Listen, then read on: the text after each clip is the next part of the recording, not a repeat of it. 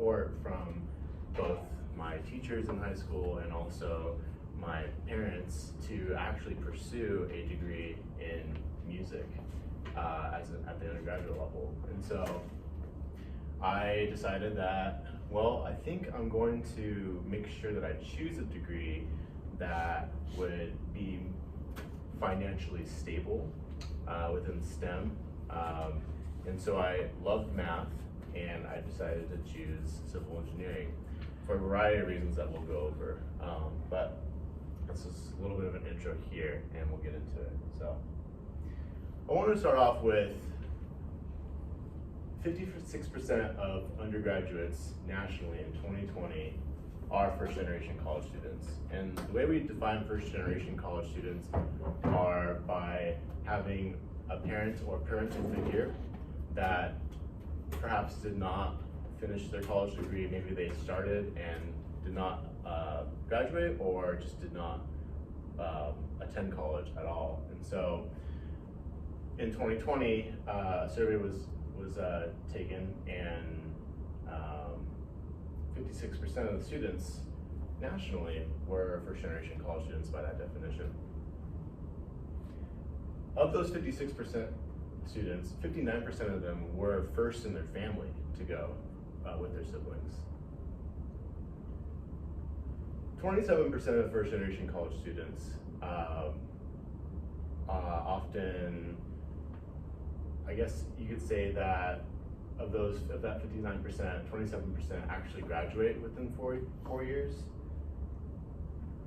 and 28% of those students, or I guess you could say 28% of all universities in the United States actually hold or record records of the demographic of having actual first-generation college students. So initially, having 28% of that data to recognize how many first-generation college students there are in universities, I think is a little bit problematic and not a representation of, for staff and faculty and university administration boards and admissions to recognize this as kind of a very important group of people. So and feel free if you don't feel comfortable answering or raising your hand, but can I see a sign of if you are a first-generation college student?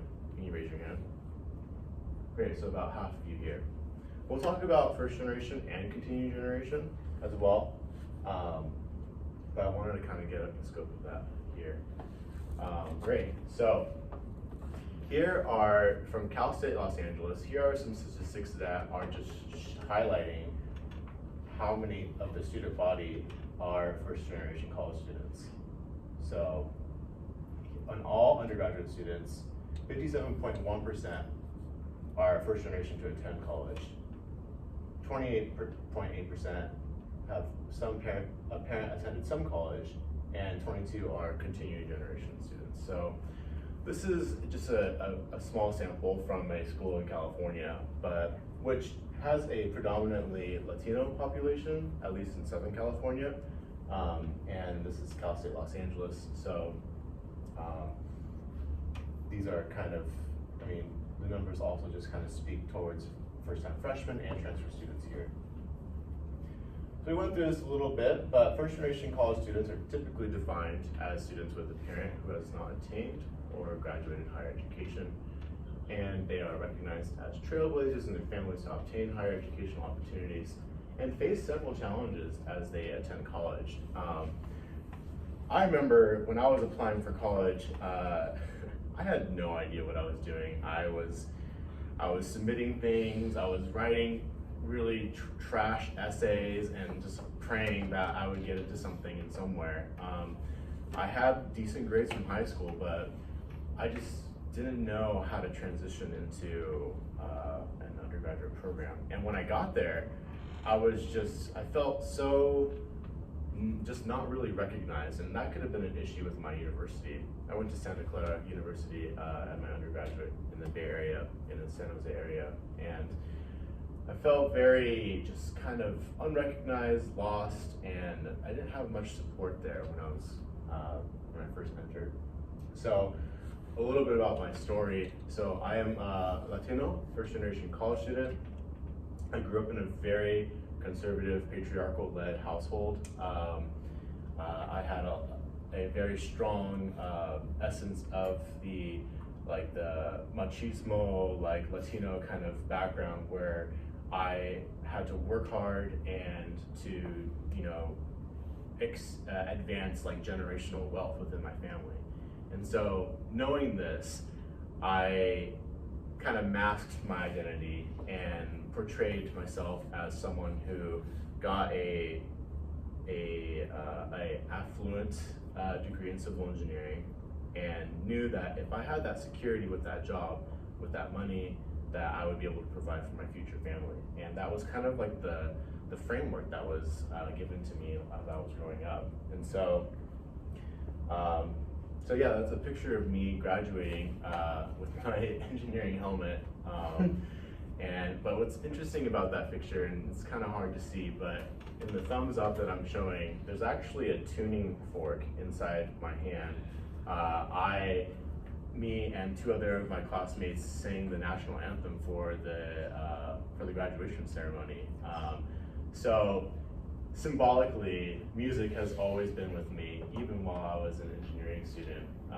And in fact, I actually picked up a second major in music because I felt like there was an internal struggle and battle that I wanted to do something that I was passionate about, that I loved, but there's a whole side of me that was like not convinced that was enough. And so I moved on and got a job in engineering and worked for a couple of years, and I was so miserable. On the weekdays I was going to work, and I switched like 3 different jobs, and all within different types of engineering. And something was just not there, something was missing, and I felt unfulfilled and depressed, and I had this creative energy that I wanted to share. And so I was like, you know what, screw this. I'm going to drop my career, and I'm just gonna take a shot in the dark. I'm gonna audition for my master's degree, because for me that was my next step in my education, and just see what happens. You know, if I don't get in, then I'll stay in engineering and my life will just continue this way. And so I got into Thorne School of Music for the saxophone, the classical and jazz saxophone program there. And so that's where the second picture comes in. That was my last concert I had. We were playing a couple of, does anyone know Frank Tichele's pieces? He is a wonderful composer for symphonic works and wind ensemble, but he directed that concert, and there's me with the baritone saxophone. And notice though, you know, same smiles though in both of them. It's just the one on the right is a more genuine Isaac, and the one on the left was, I'm doing this for my family. I'm doing this for my brother. You know, I have to make sure that I am earning a lot of money in engineering to bring back to my family, because they have given me so much and raised me in a way that I felt protected and safe. But I would never trade that 6-digit, you know, annual check for engineering over the love and happiness and vigor I have for music. And so the rest, I haven't touched engineering since 2017, and I went into music performance and found my way through my doctoral degree right now in music education. And I have never looked back once. And my parents, I had to convince them, I had to prove to them that, like, you know, this is something that is going to make me happy. This is something, you know, at first I felt very selfish about my decision to pursue music. And I felt like my parents weren't really going to support me in any way if I made that decision. And I had to prove to them time and time again that this is where I need to be, and this is where I'm happiest. And then they're like, okay, you know, we see you, you know, that's good. And so that's a little bit of my story. It's also like kind of formed a little bit of my identity too. In civil engineering, and growing up from a conservative kind of family and area, I felt very like locked and closeted, and I had to perform kind of like a gender, I was performing a gender really of like a masculine domain, and underneath all of that was more of this musical kind of like, you know, fluid, like queer underneath like this facade that I had on top of me. And so my identity shifted both personally and career and professionally from engineering as a straight engineer to as a gay musician. And like I have kind of battled and continued this journey, and I'm still working towards that, but it's been a lot to be able to kind of shift from one spot to another in that way. So, but I'm completely like so satisfied with what I'm doing, even though I have to read and research and do a lot of stuff. So, which Brent, I'm sure, can tell you all about. So, who are you guys? I checked out UIC's undergraduate student enrollment by race and ethnicity, and this is what I found. So 22.6% are white, 20.5 are Asian, 7.9 Black, 36.2 Latina. And so I wanted to get a sense of who you guys were. Here's some, I don't know if you guys have seen these before, but 46% of UIC's undergraduate are first generation college students. So that's almost half. And that statistic that I showed you, the 27% of colleges that recognize that, or at least record that data, you know, this is a clear spot where where you guys are at. This is like an important like point of recognition and an example of just how prominent, you know, these students are, you know, and you can see, you know, 54% of UIC undergraduates receive Pell Grants, but I wanted to focus mostly on that 46% there. But which interestingly maps onto our class. Exactly. Great. Yeah, it does. So I wanted to kind of take a step back and talk about a little bit of class and social and cultural capital, because as a first generation college student, I was someone who was trying to further myself with like an economic capital, or to earn, you know, a lot of generational wealth for my family. But I seem to have neglected a lot of cultural and social capital. And so we're gonna get into that and talk about that. So class is determined by socioeconomic status. It serves as a broader concept that encompasses not only economic factors, but also social and occupational factors as well. So it includes variables such as income, your education level, your occupation, your social status. This all kind of goes into your SES. It reflects an individual's or a group's overall position or standing in society, taking into account various dimensions. So we'll talk about capitals. So, socialist Bourdieu has created this kind of framework and has identified these 4 different types of capital that a person can have within society. And so we have economic, social, cultural, and symbolic. So economic, as you know, is something that is like financial assets an individual or group possesses. Social is like the value of individuals or groups derive from those social connections. So knowing someone, like, have you heard the phrase, it's not what you know, it's who you know kind of thing. Like, that kind of like grounds itself a little bit into social capital. Cultural is the non-financial assets, so the knowledge you have, the skills you develop, the education you take. And symbolic, this is prestige, this is recognition, awards, highlights that have been given, or in honor of you or your accomplishments and whatnot, that push kind of like this social hierarchy of where you are moving with that type of capital. So, however, something that Bourdieu doesn't really highlight a lot that I think is a huge part of what is all about being a first generation college student is the family capital that you have. So family capital is defined as the collective resources that a family possesses and can leverage support in a member's well-being, which includes human capital, social capital, economic capital. So family capital is kind of something that it's a dynamic and accumulated type of symbolic capital that is, it can be symbolic, tangible, or intangible, that is transmitted over generations. So as you heard me earlier saying, I wanted to bring back intergenerational wealth. I wanted to bring money back to my family because they supported me, so I wanted to give back. This is something that family capital speaks towards too. So intergenerational exchanges. So why is it necessary? Well, it plays a huge role in the opportunities that one can come across. Like my dad might know someone that might get me a job. My mom might work for a school that has connections to a certain university. So it's kind of like this framework that your parents or your parental figures give to you when you are kind of, growing up through primary and secondary school.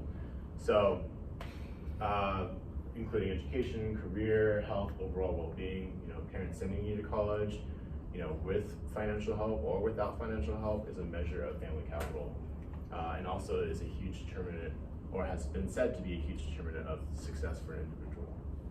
So, what really though is success? Can anyone answer to me, like how would you define success to yourself? So it's a very open-ended question. Is there anything that you might achieve that makes you successful? Is it graduating college? Is it attending college? Is it being present?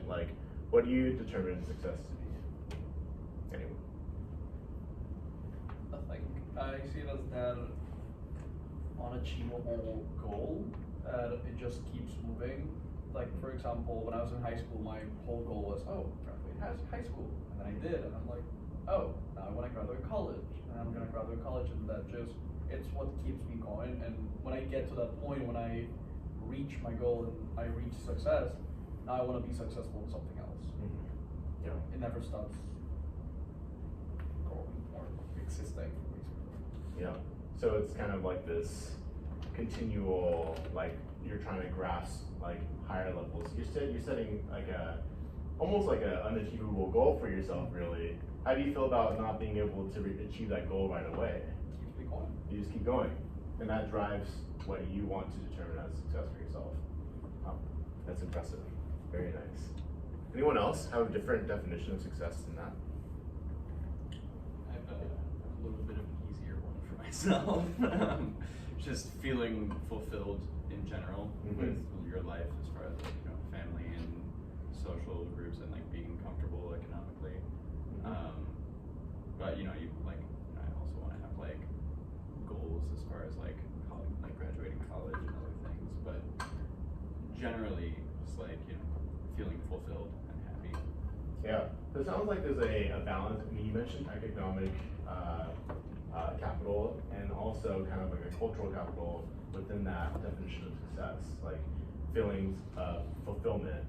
I would attribute that towards a more cultural capital, because it involves knowledge and going through education or learning from experience, maybe going to a concert and feeling fulfilled that you had that art experience or whatnot, and that kind of contributes to maybe how you think in the future. So that kind of is that kind of more or less. Great. Yeah. Anyone else? Just to piggyback up, Nate, self-fulfillment of what you leave behind in regards to your legacy. So I guess to a certain standard, we all graduate high school. Right, what's the next move? All right, we're gonna go to community college. Well, I went to community college. All right, get my associates. What's the next move? Undergrad. Right, what's the next move from there? But even then, as you go through these obstacles or just achievements in life, realizing what you actually leave behind in every mark, for example, these last 3 weeks, I've been pushing sectionals throughout the week and outside of school and on the weekend. So this weekend I got Thursday through Sunday, and it's the thing that kind of keeps me pushing is every time you go back and then you ask, or I ask people that I'm teaching something, a bit of information, they're like, oh, it's this. Oh, how many notes are in the scale? 7. What? Yeah. And this is coming from like someone who knows nothing of theory. It's like, wow, remember that from 3 weeks? Cool, let's get it. Keep it Yeah. going, you know? That's awesome. It's like this, it's like self-generation. Like, also, what I appreciate about your response too is that you are recognizing yourself as a trailblazer, pushing through like these you know, obstacles, these goals, and kind of like building that, you know, that cultural capital, if you will, and that like, you know, that's what is bubble that success for you. And that's cool. Not a lot of people like turn around and be like damn, like hell yeah, like that was me, you know, I did that, you know, by myself, you know, for, you know, not to be a selfish point of view, but like you're the generator of your decisions, you know, and it's awesome to hear that. So very cool. I want you guys to watch this quick video. Maybe that might give alternate definitions of success here. So I think the sound's gonna work. We've been RV traveling long enough that we've experienced unexpected and surprising Success. In our Oh. societies, we use the word success a lot. And we think we know just what it means: money, status, fame, and power. But take a look in the dictionary, and things start to look, thankfully, a lot more complicated. Because success is, in truth, rather more neutral and less value-laden than we tend to assume. It just means doing anything well, excelling at something. And that might encompass a lot of different activity.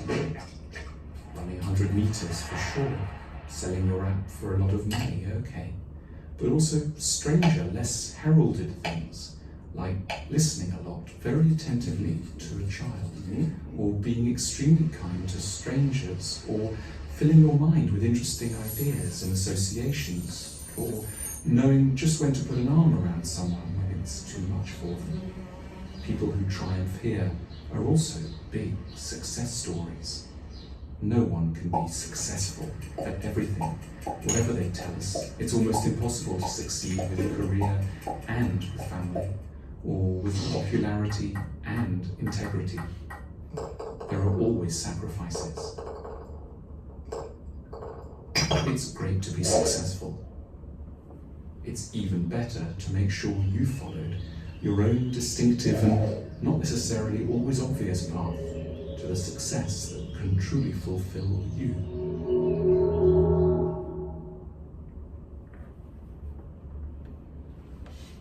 So different kind of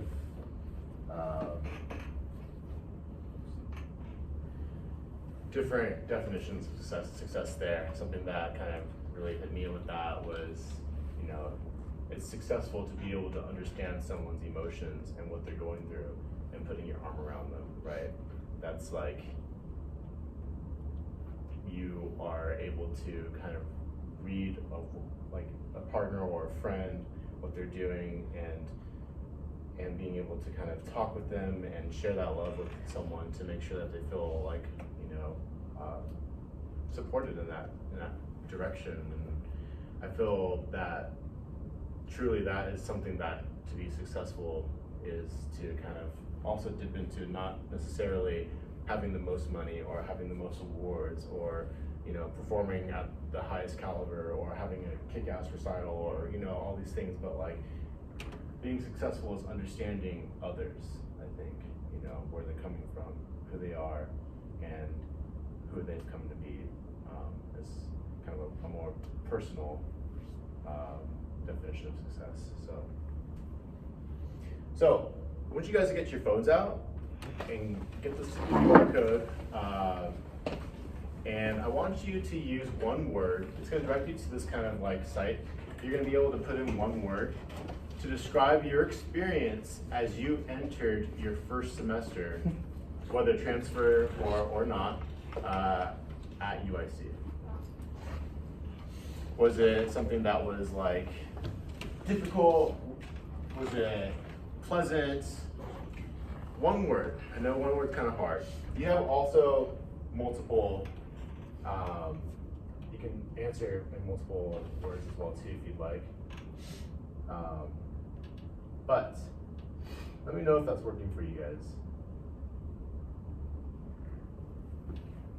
and you'll see that we're going to be building kind of this word bank here. So it's a way to, you know, you can be honest here. I want you to be honest as much as possible here because this is anonymous. So, you know, you can be honest as UIC, your first semester here. Have you felt exhilarated? Have you felt trapped? Have you felt, yeah.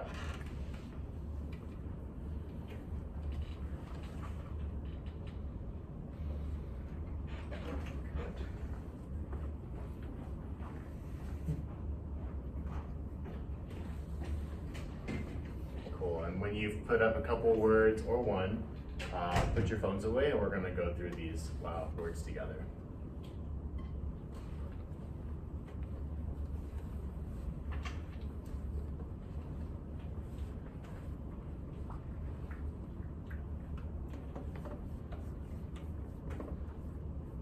So we'll start when everyone has their phones away, and then we'll talk about some of these words here. So notice that some of these words are a little bit bigger than others. The bigger the word, the more like people have typed, the more like tallies someone has typed that word in. So the two here I see that are largest that might have been multiple answers from everyone or from a few of you are motivated and anxious. These are two very interesting responses and totally valid responses, whether if you are a continuing or first generation student. I see also hopeful, fearful, inspired, terrified, included, roller coaster is a great one, excited, confused. So this is like, it's like we've collectively have word vomited our emotions on our first semester at UIC, but it goes to show you that not all these words are like, yes, like joyful, excited, ambitious, you know, those, I mean, motivated and anxious are larger because a lot of you actually answered the same way. And so these are shared kind of experiences, shared perhaps trauma, if you will, for going into a new area that you've, you know, whether if it was your first college experience or not, you know. And so I just wanted to share this and show you just all the different answers that we can have within this question.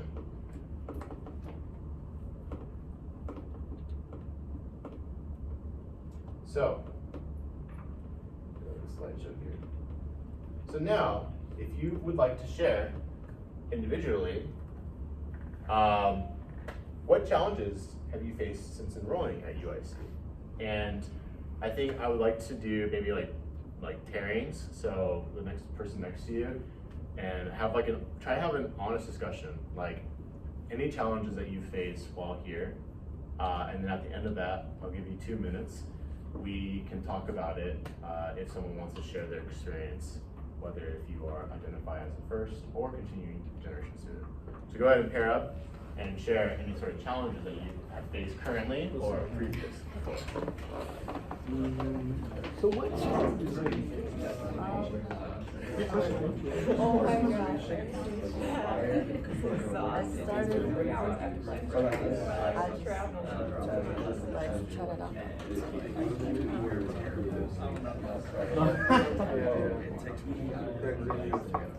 I think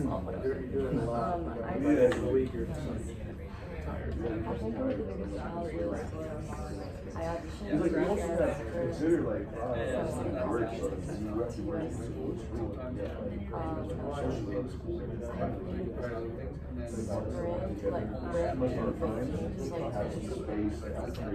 before the pandemic.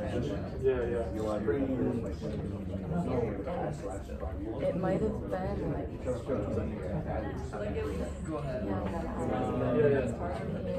I started my first semester. Now I'm going to pause the conversation real quick. Sorry if you're saying something great. Hold that in thought. I want you to also ask and share with each other challenges that you've faced in music specifically, whether if it was within your institution here or outside in like a career or a project that you might have. So let's tailor it more towards a challenge you face in music and kind of hone in from the overall college experience into like your department of music and whether if you're performance or music education or whatnot. So, all right, now take that and Go ahead. I can still say. When it comes to Because I ran. I was really excited and motivated to get back into music. we're using so much energy to try to study and learn whatever. And then In case you get to just like performance class or and for like whatever. yeah, the motivation was Don't have that much. tough to like get back there sometimes. Playing music that fulfills you, you know what I'm saying? So that's kind of a big challenge. Especially with a lot of music that I've learned, people told me starting a little comfortable. There's a lot of music that I haven't studied. I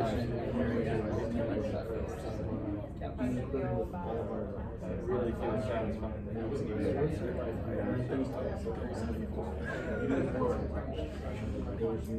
If you remember, like, I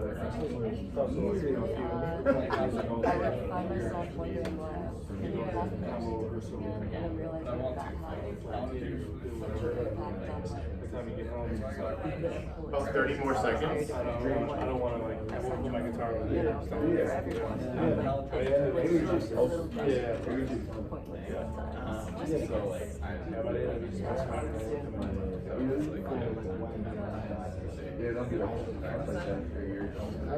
Just especially with the first person, I don't know if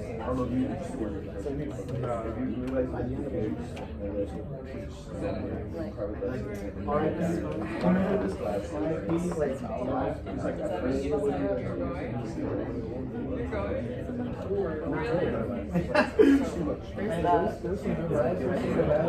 All right, go ahead and wrap up your conversations, please. Great. So, hold your thoughts and your conversations. We're going to go over them after these 2 slides here. I want you to see how much your thoughts and conversation matches up to some of these points that I will make for both first generation and continuing generation college students. So, actually, you know, I want to hear from you guys first before we show some presentations. So if you feel comfortable, feel free to share. We'll use the question, what challenges do you face in music and or music education at UIC as a student that you faced, whatever your background might be. Would you like me to lead? no. I'm kidding. Oh, I'm sorry. Yeah. Yes. Yeah? Sounds good. Oh, Oh, I thought you said lead. I thought you said lead. Would you like me to lead? Oh, leave. Oh, I want to hear. I thought you said, would you like me to lead?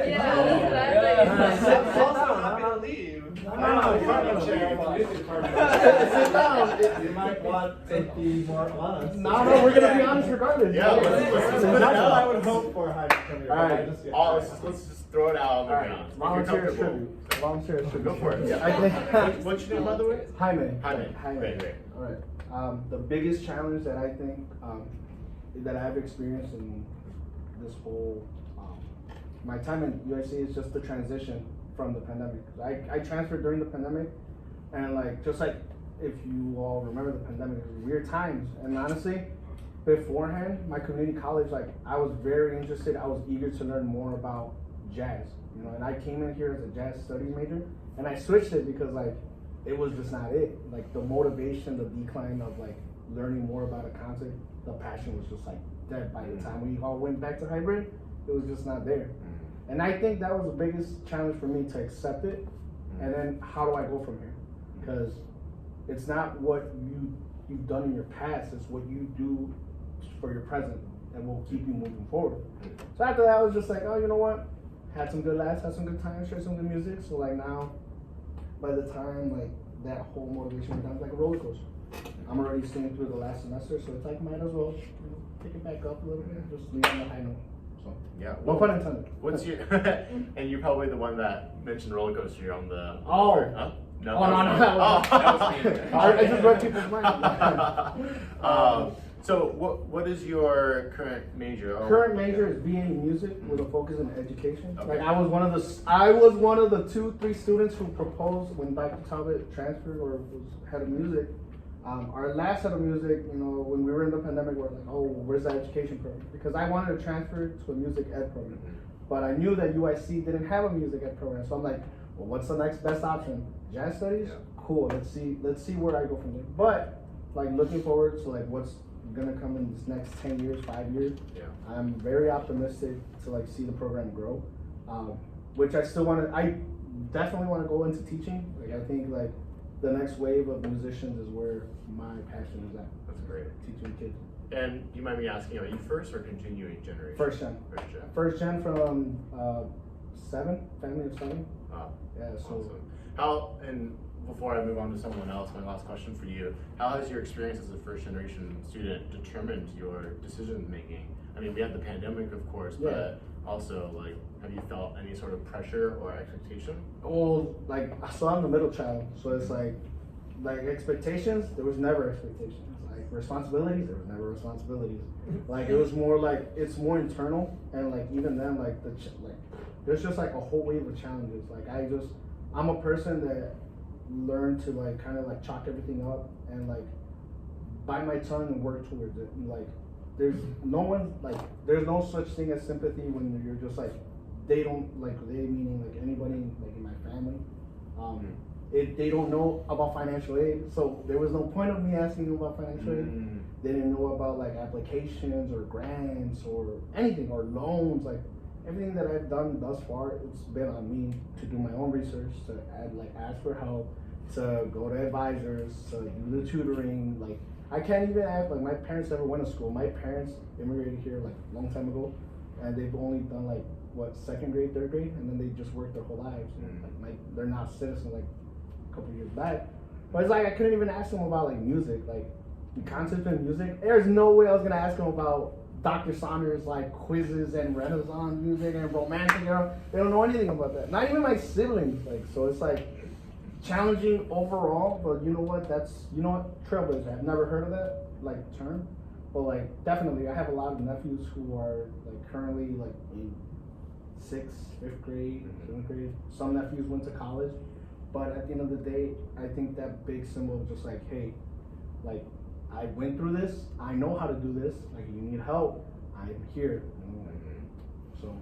A lot of self-motivation that you have. That's very admirable too. I commend you for that. That's awesome. So, I mean, you kind of took your parents, you know, what they knew and the cap that they knew, and you just kind of, you've been, trailblazing and creating those next steps for yourself. And that's a lot of like internal generation, like a lot of ambition and motivation that you've, self-motivation. In Spanish we say ganas, like ganas sobran. Yeah. Like, ganas are leftover. Yeah. The leftover. That's right. Awesome. Thank you for sharing, Jaime. Can I hear a response from a continuing generation student? Yeah. We were discussing, well, we actually both have the answer anyway, but we were kind of discussing the work-life balance, work being the school, aside from the fact that you also have work. Because like, especially, I'm not sure what it's like in other schools, we haven't gone there, but especially since like the classes that you're like required to take, and there's only one option to go from like 9 a.m. to like, including ensembles, like 8 p.m. like on a daily basis. It's like you're always deciding when you go home to like see family or like see someone else that you do need to like give your time to, like, or am I practicing for the week, or am I seeing these people, or am I like, you know what I mean, because you only have an hour here, an hour there, so you have to like always like skip a class or ask off of work or have to like skip out on practice time you might need to go home and do anything, so it's kind of like weird. Yeah, and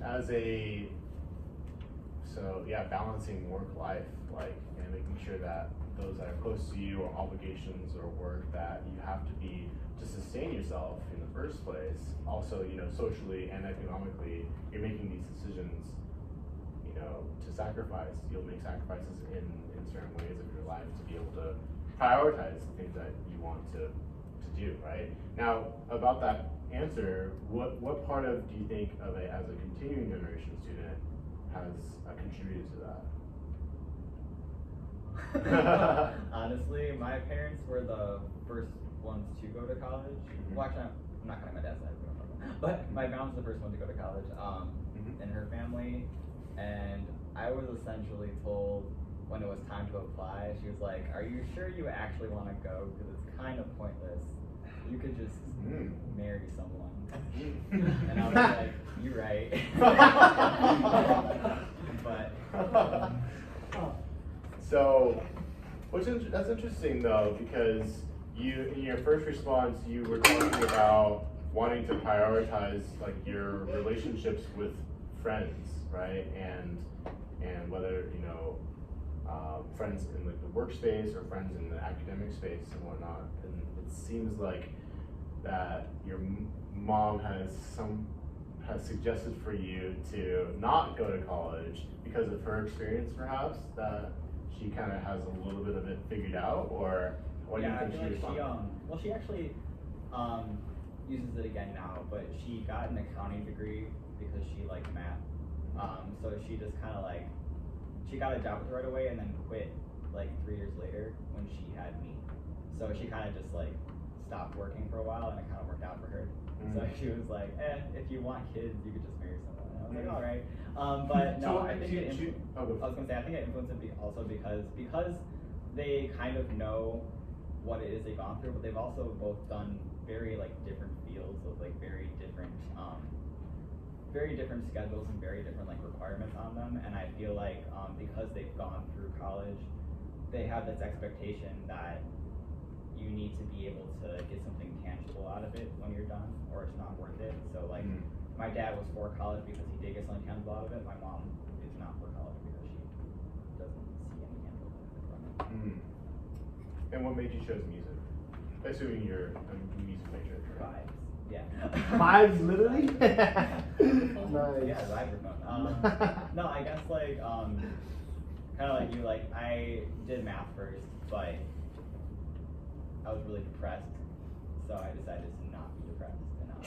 And, Sometimes, folks, it's as simple as that, right? So, but, right, and you're making these decisions in your life. It sounds like you have these kind of like two figures that were for college and against college, and kind of how to navigate your own identity and making a decision to choose vibes, and to propel that, and so.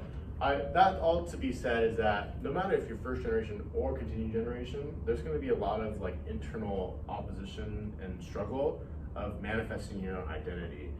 Whether if you choose to listen to your parents in your case, or not have parents that like told you what to do in your case, right? And so there's just a lot of like you have to make decisions on how you want to craft your life. And regardless if someone says no or strongly suggests to perhaps marry someone and just screw college in general, right? So these are some things to be thinking about, right? So challenges for first generation college students. We're going to do first generation and continued generation, but I've done some research on first generation college students and continuing. It's going to be a part of my, if not my entire dissertation moving forward here. And so I just wanted to kind of highlight some of the things that I've read about and researched on my own. So of course, financial constraints. Some first generation college students may come from low income backgrounds with limited access to resources such as private lessons or instruments.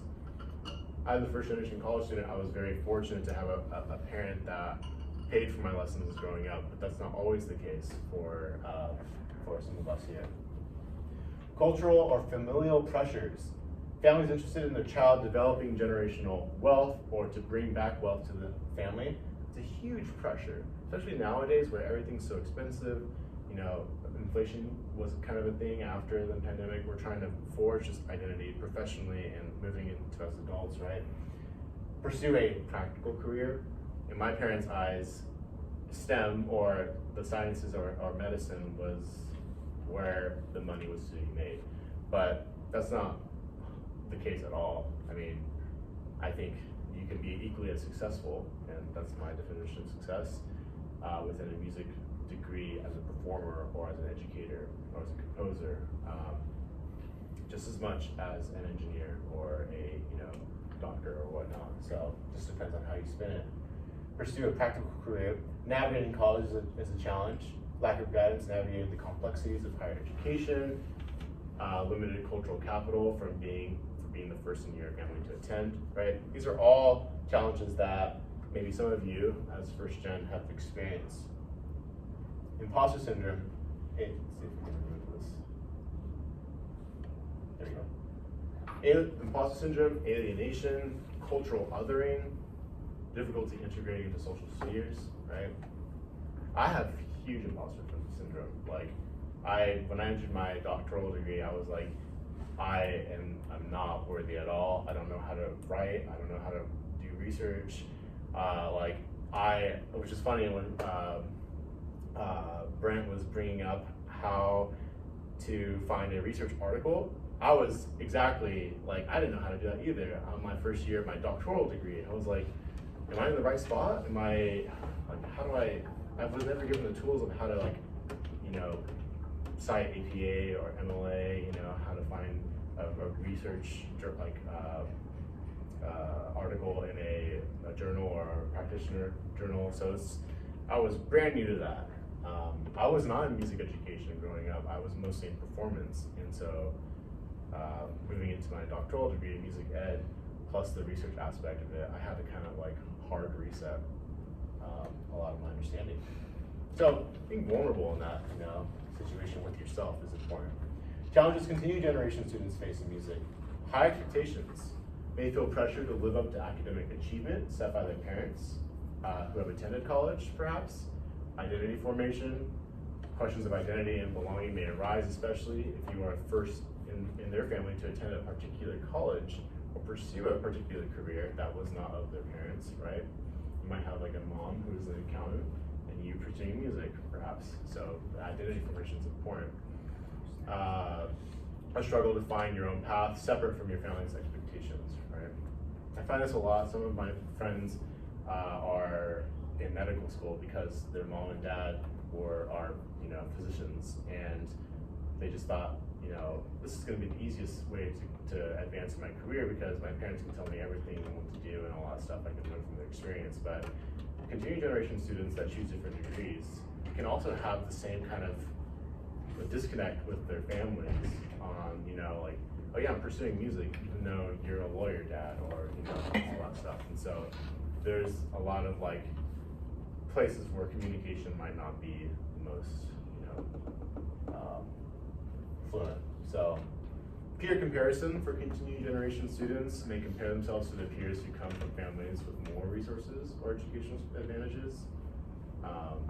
So I wanted to move a little bit into imposter phenomenon, which I found to be experienced both in first gen and continuing generation students. So take a look at this for a quick second. Remember, imposter phenomenon, if you don't know exactly what it is, or imposter syndrome, is a feeling of not being where you kind of belong, or like being put into a situation where you feel like an imposter, where you don't have the tools or the skills or knowledge to be able to contribute to a specific kind of thing. And so thus you feel like, I don't deserve to be here. I don't have what it takes to be here. So, but I like this diagram here because who you think you are, an awkward, crazy mess of an individual who tries too hard to impress people and has no talent when everyone thinks that you're a pretty cool person. So, imposter phenomenon with music students. Described as an individual who is high achieving yet fails to recognize success as being earned, but instead attributes it to external factors such as networking, luck, timing, lowering standards, etc. So I conducted a study, a quantitative study, and Brent mentioned this a little earlier about the articles, but the study, I sent out a bunch of surveys to students at Thornton School of Music, asking questions to both continuing and first generation students, examining imposter syndrome if they felt that in their music ensembles, you know, relating it to like chamber music or into like wind ensemble or orchestra, like you audition for a part and you get it, but then you still feel kind of like you didn't really, you don't own the part, or you don't feel like you deserve to be in this group, or maybe you, for whatever reason, right? So it affects us in also music ensembles too. And perfectionism and stress, of course, they don't need definitions. I'm sure everyone might experience these at some point in their life, but I compared IP with perfectionism and stress. And so I asked, how often do first and continuing generation college students in music programs manifest feelings of imposter phenomenon during their undergraduate experience as it pertains to stress and perfectionism? And what's very interesting is, this is a whole bunch of numbers here, but I just want you to look at the M column, which stands for me. In continuing generation students here, total feelings of IP, it was assessed by a survey, 51.8, you can think of it as like a higher score, meaning higher IP. 51.88 was the mean of the continuing generation students, while for first generation, only a mean of 44.44, meaning continuing generation students experience imposter syndrome more than first generation students, which I thought that was very interesting. Even also in total perfectionism and total perceived stress is kind of similar. We're just looking at this column and comparing them. So that was like, I was surprised by that, and kind of reinforced that first generation students are not only the ones to experience these types of feelings of stress and perfectionism, like it comes from all different types of stimuli and from perhaps parents, whether if they went to college or not. And so this was kind of revealing. Also, I measured up like how imposter phenomenon and correlates with stress and how it correlates with perfectionism together. And we got also with the asterisks, these are significant numbers. So pretty much saying that, you know, first generation students experience imposter phenomenon and perfectionism correlated highly together. You know, in continuing generation, we have stress and perfection correlated together, and stress and imposter phenomenon correlated together. So the grand takeaway of all these numbers means that this is experienced widely between both first and continuing generation students, which is important, an important implication for educators moving forward. So there was no difference between, from the study, there was no difference between how often first or continuing generation students, college students, experience or navigate feelings of imposter syndrome. Stress and imposter syndrome, as well as stress and perfectionism, were highly correlated with first generation college majors, and an emphasis of exploring college student health is needed. More specifically, we need to be investigating the social and cultural issues of identity and belonging within music students' and academic environments. So that's an implication. The findings are the first two. The third bullet point is the implication. Got it? Thank you for modeling what you'll do on Thursday. It worked out perfectly. Great. So, I wanted to open up this question to everyone here after kind of this entire presentation and all the different things that we talked about so far. What strategies can music or non-music educators utilize to support these students, aka you? Like, what can we be doing? And if you decide to pursue music education as a professor or any type of educator for K-12 perhaps, what strategies do you think you can employ to be able to care for the experience of not only the first generation college student, but the continued generation college student? And we can start. Go for it. What's your name, by the way? Nate. Nate, nice to meet you. The first thing I would say is simply like just expanding counseling services and like kind of like advertising that a little bit more, because I didn't know that was a thing for up until like a couple weeks ago, and then I like signed up for counseling services, and I've been on a waiting list for like 2 weeks. I see. So What- that would be like the first thing I would change. What year are you, by the way? That's a complicated question. Oh. Because Feel free not to answer, it's no, okay. it's fine. I transferred from Harold Washington College. I also took a 3-year break from my music degree because of the pandemic. So I'm like a junior-ish, and I'm 25. So it's like not really sure. Like I Totally think another fine. year or so left though. Yeah. If I go full time for the rest of it. Yeah. Great. Thank you. You doing it? What's your name? Josue. Oh, sorry. Nice to meet you. I was gonna say that going that extra, as an educator, going that extra mile, because I remember when I was having those thoughts my first year, having those teachers that will ask me like, hey, do you wanna like have a moment after class so we can go over your training homework, because I see that you struggle. That really helped me in particular, or for example my lessons, just my instructor just changed the way he taught lessons so that he was able to make me feel like I was where I was supposed to be, and yeah, it just really helps just going that mile as a teacher. Yeah. So extra individual help, before, after. Do you think that is something that should be generated from you to ask that help, or do you think educators should be able to know when you need that help? It's more of a mutual thing. I think teachers are able to tell when someone's behind, but then the student needs to reach out. Like that's the thing. You don't know if someone wants to be helped until they actually ask for help. Do you think imposter syndrome can affect asking for help? Yeah.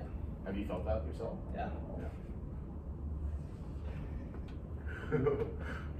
Anyone else like to contribute? Yeah, go for it. I think about that too. Like I think what's important for lesson teachers, especially, is to make sure that while being encouraging, you're also like honest with the students.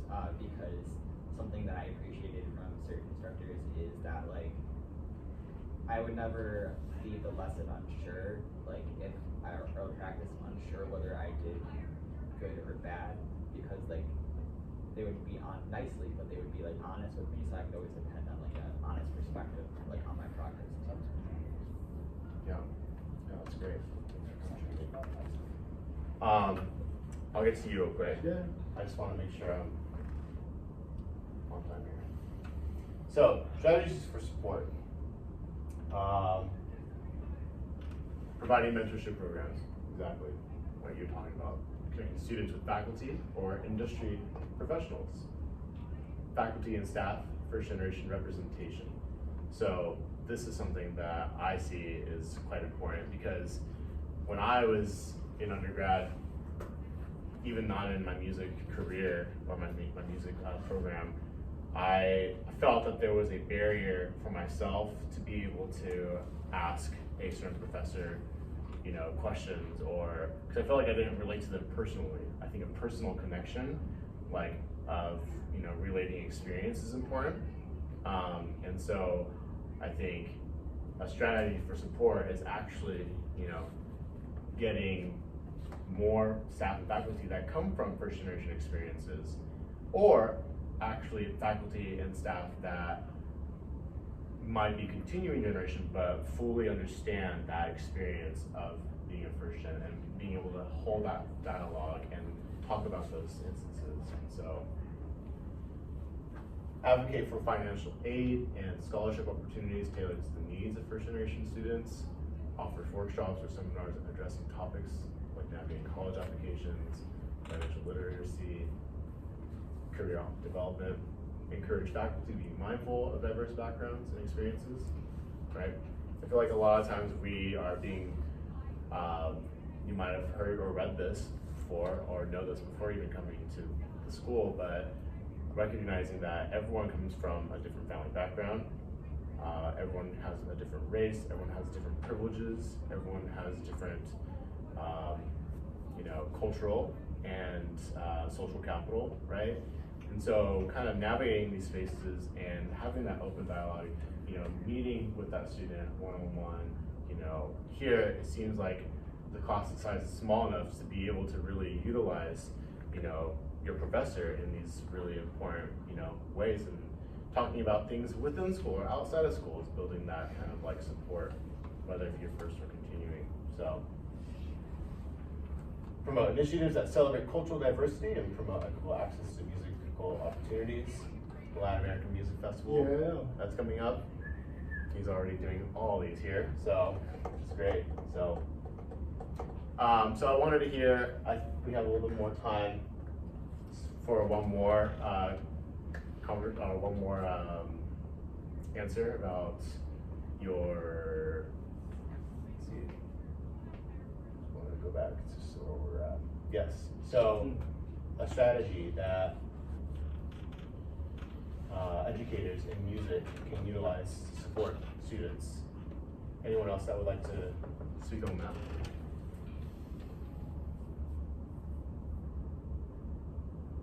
You have your hand up. Yeah, I had my hand up, but you already, like, you pretty much said everything. Which, you know, last semester I was always telling the music department we need like TAs or just like tutors for, especially for ear training, for theory.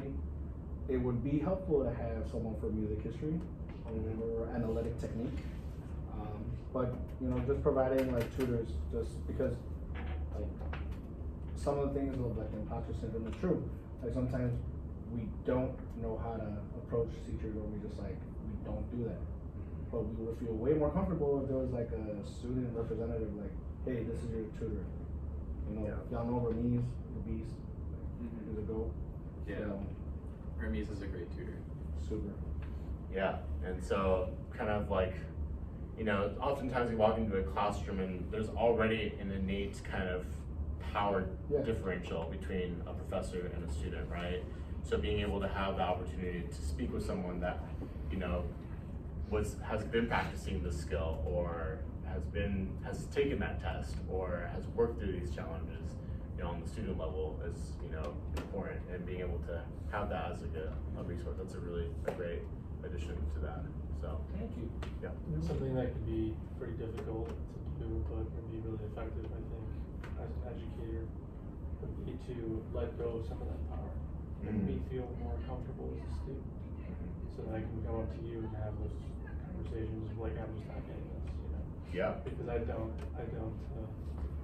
or at least most of the teachers that I've had, you know, like 12 years or whatever of going to school, you know, I didn't feel comfortable enough to go and ask them for help or ask them for questions. Yeah, because this might not be your experience, but for me, I felt like I wasn't smart enough to approach them, or like I didn't have the tools to like prove myself that like, oh, you know, I'm practicing this, or I'm learning this, I need your help. Sometimes you can just you should be able to walk up to your professor or mentor and be like, I have no idea what I'm doing. Yeah. You know, or I have no idea what we just learned, right?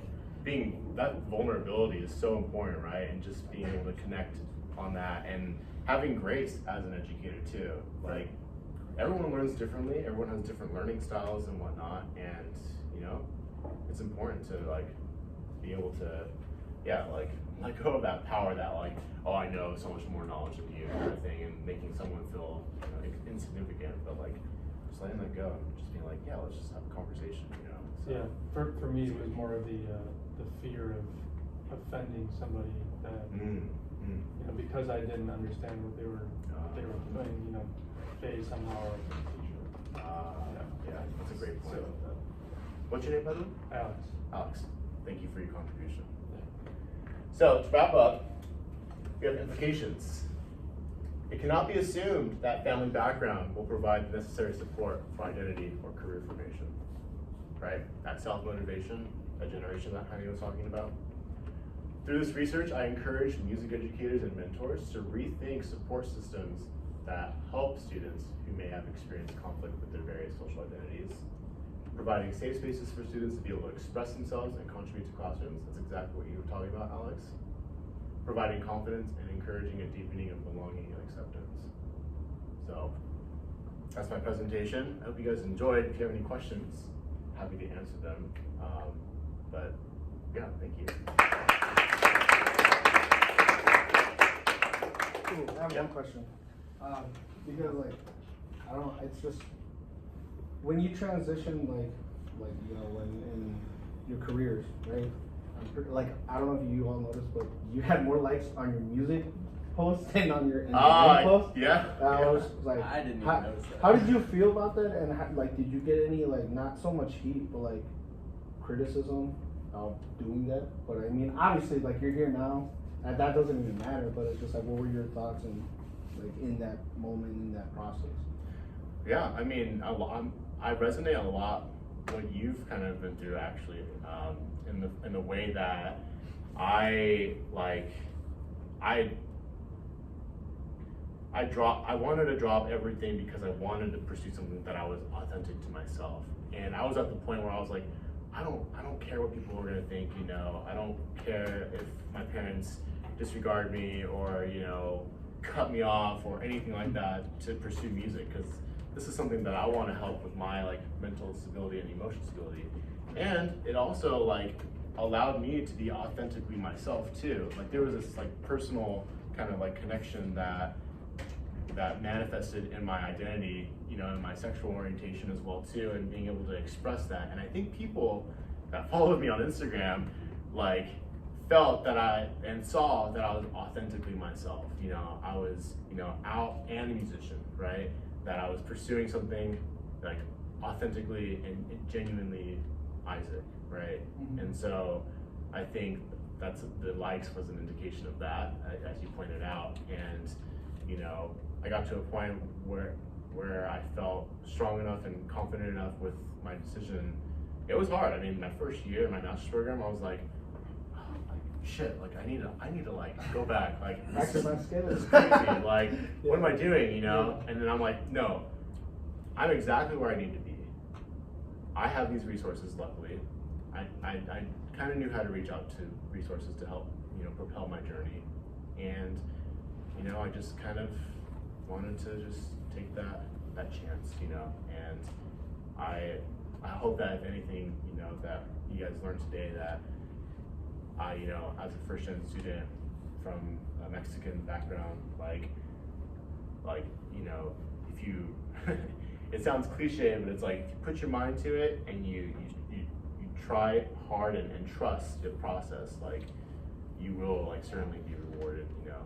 Like, I'm trying to be living proof for friends and family and students and stuff, but it was, I mean, it was freaking hard, like, for sure, you know, like, I threw away that financial stability to be able to pursue something that I felt authentically myself, and my whole life's changed since that. So I hope that kind of answers your question. Thanks for Let's thank Isaac.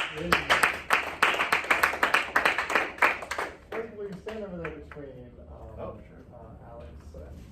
and maybe we can all get together here on the class photo for the Instagram. This is now in charge of communications marketing for our departure of PMO Georgia. Get a little bit closer. I don't think I'm able to get everybody's name. Oscar, funny. Maybe we can, some on the floor, some on the... Yeah, there we go.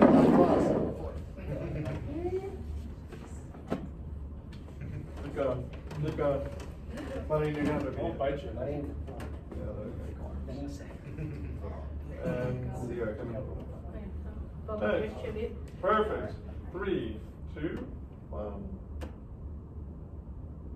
Thanks. I want a copy of that. You'll see it out later. Thank you all. Have a wonderful day. Don't forget about your articles. If you have questions, just email me. Say, hey.